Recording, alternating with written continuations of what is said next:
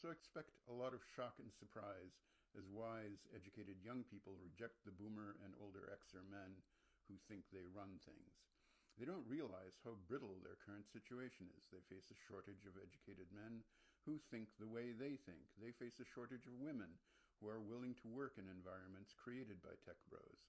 Technology is often a winner-take-all proposition, and not having access to the biggest talent pool, which is likely to contain the best talent, means you lose. Even if you have decades of great business experience, your mirror is not a crystal ball. Silicon Valley has been referred to as a mirrorocracy, not a meritocracy. This refers to how remarkably everybody seems to appear the same, not just in their looks, their background as well. It's male, pale, and wealthy, with a few Asians in there, and a peppering of women. Also almost always white and Asian. And the women only get to the top when it's time for a glass cliff moment. Look at my other videos for that. One of my favorite articles on the meritocracy is called Inside the Meritocracy by Carlos Bueno, where he talks about his experience in Silicon Valley. And he says the problem with gathering a bunch of logically oriented young males together and encouraging them to construct a culture gauntlet has nothing to do with their logic, youth, or maleness. The problem is that all cliques are self-reinforcing. There is no way to recalibrate once the insiders have convinced themselves of their greatness. Let's talk about a tech giant that already fell because of this. Edwin Land invented the Polaroid. Revolutionary for its time. The technology needed to do that was amazing. He invented a bunch of other stuff that was great too.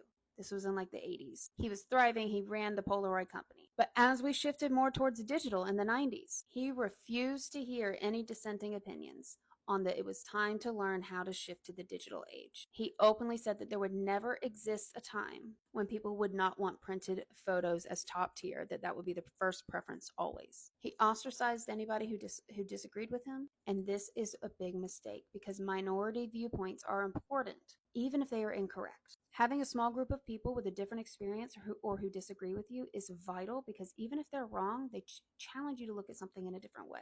And just that process can keep you from making a poor decision. And this is challenging because in my research on the unwritten rules of work for people from low-income backgrounds, I have uncovered some of the unwritten rules are compliance and not disagreeing, deferring to hierarchy, and schmoozing, kissing ass. The irony is another unwritten rule is the shift to individualism and individualistic values, and that includes the value of competition. But in this case, doing so without also valuing teamwork and collaboration and opposing viewpoints, that was the fall for this tech giant. He invested millions of dollars into creating a video recorder that could only last a few minutes, which could not compete with other camcorders already on the market that could hold hours worth of content. He was ousted by his board from his own company, and the company crumbled because it was not prepared to shift to the digital age, even though several other tech partners had tried to couple with him to invent something to shift into the digital age. The unwritten rules of your company are written by the people in power. If everyone is the same and no other input is included, your unwritten rules will create more than blind spots. They will create full-on blinders. So bring in outsiders. Examine your unwritten rules. You will have to make changes, sure. You won't be the king of the castle, but you will have the night vision to get through some dark times. Like change, which always feels dark, but inevitably ends. Thanks for watching. If you found this helpful and you want to learn more, join my school linked in my bio. It's where I do all of my courses and I have weekly group coaching. If you want to ask me about your situation one-on-one, you can book some time on my calendar. The first 20 minutes are free and one-on-one coaching is available for purchase. But if you want to test the waters first, I recommend joining my Thursday call in my school community where you can learn from other people, network, and ask me questions live. Leave a comment if you'd like to see a video about a particular topic or a course in my school.